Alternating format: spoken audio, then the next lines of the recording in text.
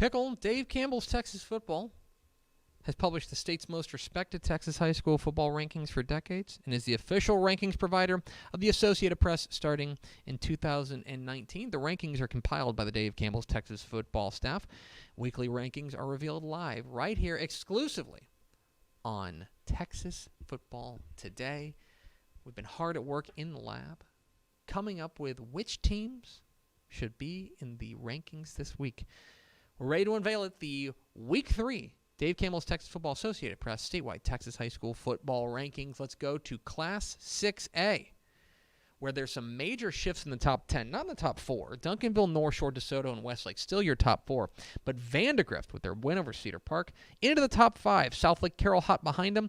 Humble Atascocita makes a leap from 10 to 7 with their first ever win over Katy. That drops the Tigers down to number 10 as a result. Denton Geyer's loss to Aledo drops them a pair of spots from number 9 to number 11. North Crowley, Klein Collins, and Humble Summer Creek up a little bit into the top 15. Cibolo Steele's loss to Lake Travis tumbles them 4 spots. Lake Travis rewarded by jumping 4 spots from number 12 to number 8. Pflugerville Weiss's big win over Austin LBJ vaults them into the top 20 at number 18. Alvin Shadow Creek into the top 20 as well. They're 2-0 with a win over Clear Springs. Big game this week against Bridgeland. Their Spring Westfield loses to Fort Bend Hightower. That tumbles them from number 6 to number 23, but they do hang on into the top 25. 4 newcomers into the top 25 in 6A this week. Fort Bend Hightower, the aforementioned Hurricanes, beat Spring Westfield. That gets them the number 20 spot. Houston Lamar beats the Woodlands. They are 2-0. They are up to number 21 in this rankings. Bridgeland, they get a really nice win over Katy Tompkins in overtime to grab the number 22 spot. And also in the rankings, the Highland Park Scots defend home turf, defend Highlander Stadium, beat state-ranked Louisville. That's good enough to vault them into the number 24 spot in the 6A rankings. To 5A we go. 5A, a little bit of movement here as we have a number of teams moving in, moving out. Lancaster tumbles out of the top 10 with their loss to South Oak Cliff. That moves everybody up a spot. Longview, Timberview, Port Arthur Memorial, Fulshire, Frisco, Reedy, Denton Ryan, and Smithson Valley. PSJ North stays the same. They're at number 10. But new to the 5A Division I rankings, the Abilene Eagles, who make short work of Abilene Cooper in the Crosstown Showdown. They make their debut in the top 10 at number 9. Over to 5A Division II we go, where much more chalky. Top 8 unchanged, all winners this week, including Melissa's emphatic win over China Spring. Goodness gracious. South Oak Cliff's big win over Lancaster as well. That keeps the top 8 all the same, including number 8 Texas High, who beats Colleyville Heritage 41-38. Impressive stuff. There are 2 newcomers to the rankings. Number 9, the Port Neches Groves Indians back into the top 10 with a win over Beaumont United. And number 10, the Liberty Hill Panthers back into the top 10 with their wild 82-80 win over Hutto. There's your 5A rankings. To 4A we go, where 4A Division I has a new number 1. China Spring tumbles from the number 1 spot with their 30-point loss to Melissa. That is a 5A Division II over a 4A Division I, so we don't want to go too crazy, but certainly 30 points is significant enough to drop them to number 3. Up to number 1, the Tyler Chapel Hill Bulldogs, the new number 1 team in 4A Division I. Anna, the Coyotes, big winners over Aubrey. They vault up to number 2. Kilgore gets a really important gutty win, last-second win over Gilmore to move up from number 9 to number 7. Also, Brownwood makes their debut in the rankings with a win over Marble Falls. They are number 8. Number 9, Lubbock Estacado into the rankings for the first time. Nice win for the Matadors over Dumas. And making their debut down there in South Texas, the Somerset Bulldogs get a win over San Antonio Central Catholic to move to 2-0. That vaults them into the top 10 for the first time. 4A Division II, much chalkier. Top 9, all unchanged, all winners. Most impressively was probably Waco Conley's win over Waco La Vega, as well as Cuero's win over Geronimo Navarro. Keep an eye on Wimberley as well. Nice win over San Antonio Piper. The only newcomer is at number 10, the Graham Steers make their debut at the top 10 in 4A Division II to move to 2-0 with a 36-15 win over Springtown. To 3A we go. 3A Division 1 top 6 all unchanged, but there is some churn at the bottom. Winsboro up a couple spots with their win over Canton. Paradise up to number 8 with their win over Munster. And 2 newcomers to the state rankings. Number 9, Jim Ned takes down Holiday 40-32. That vaults him up to number 9. And how about the Yoakum Bulldogs? Now state ranked with a 41-20 win over Cameron Yo. The Bulldogs are now 2-0 and the number 10 team in 3A Division 1. To 3A Division 2 we go. The top 7 remain unchanged, but a little bit of movement at the bottom. Dangerfield up 2 spots with their win over up a spot with their win over Tatum. They're up to number 8. Comanche up a spot with their win over Bangs. And new to the rankings for the first time, how about the Tigers of Troop? Big winners over Price Carlisle, 52-15. That's good enough to earn them the number 10 spot in 3A Division 2. To 2A we go. We got a couple messes to talk about here. Yeah. 2A Division 1. Okay, so it's the same 10 teams, but we had to do some shuffling here. Centerville's win over Crawford vaults them up 2 spots to number 4. Crawford's loss to Centerville drops them 2 spots from number 7 to number 9. As a result, Stratford, with their nice win over Sunray, moves up a spot. Beckville's win over Joaquin moves them up a spot. Cooper, they lose to Hooks 26-19. That drops them a pair of spots from number 4 to number 6. Everything else is the same. Holly beats Lubbock Roosevelt 14-6. That's good enough to stay at number 5 for now. Top 3 unchanged, though. Timpson, Refugio, and Toller, your top 3 in 2A Division 1.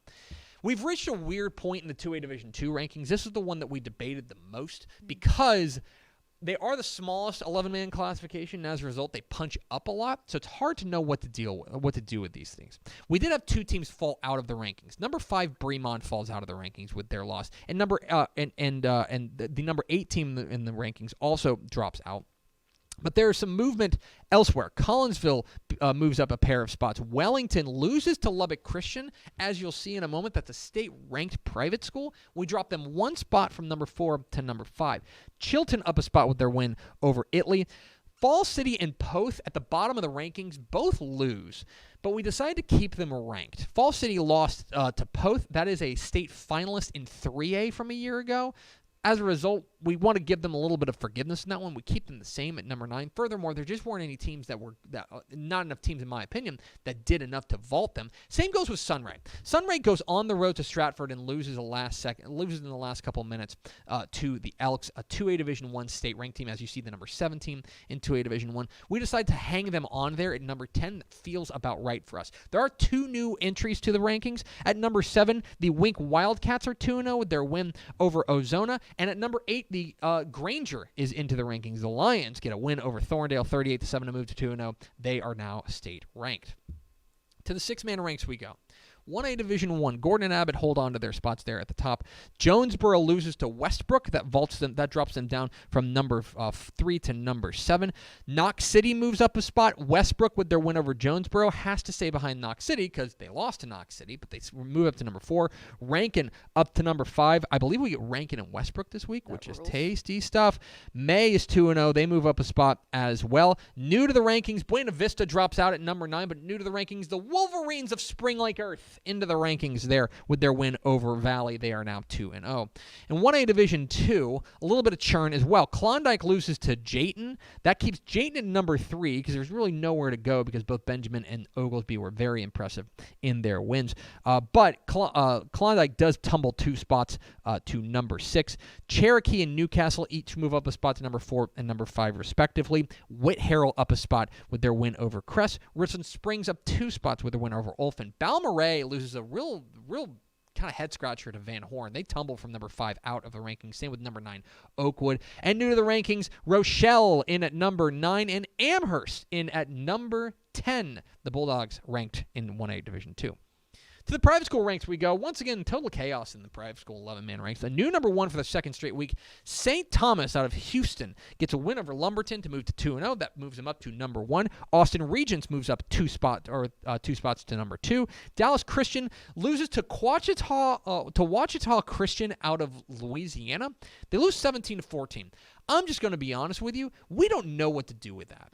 It's a really interesting, kind of weird result. It's a measuring stick that we don't think exists. We don't know what to do with it. As a result, we dropped them from number 1 to number 3 because there are 2 teams that are undefeated that look like they deserve to be ranked ahead of them for now. But we are watching this space with Dallas Christian because we don't know what to make of it. Lubbock Christian up a spot with their win over Wellington to number 4, and new to the rankings, replacing number 2 Dallas Parish Episcopal because they beat them. Bel Air Episcopal rather. They are now 2-0 and state ranked at number 5. In the private school 6-man ranks, we have a new number 1. Fort Worth Covenant Classical loses to Abbott. That drops them to number 2. And in their place, the Patriots of Pasadena First Baptist. They get a big win over Houston Emery Weiner to vault them up to the number 1 spot. Abilene Christian up 2 spots to number 3 with their win over Hermley. Baytown Christian and Prestonwood North crash out of the rankings with their losses. But new to the rankings, number 4, Austin Hill Country. They are 2-0. Got a big win over San Marcos Baptist. And new to the rankings, number 5, Conroe Covenant. They get a win over Houston Cristo Rey to move to 2-0. So there they are. The Week 3 Dave Campbell's Texas Football statewide Texas high school football rankings. You can find all the rankings at texasfootball.com/rankings. Weird week in some of the classifications. 2A Division II is hard to parse right now. And we really debated it a lot on there just because there's a lot of different moving parts. I feel pretty good about it, but we're also like 1 week of results away from just doing a total makeover. Yep. For now, it's just kind of a stay of execution for a lot of these especially when teams. they start hitting in their weight classes. Like that makes that simplifies the rankings portion. The one that I really can't, the one that I struggled with the most, honestly, as we debated it, was Falls City losing to Poth. Because Poth beat them pretty soundly, but Poth is also a 3A Division II. It's a full classification higher than them. And so I don't want to go too crazy over it. So we decided to keep them at number 9 and wait for a little bit more data there. So there you have it, the Week 3 Dave Campbell's Texas Football State Rankings. Let's go over to Ashley Pickle for America's second favorite segment. Final thoughts.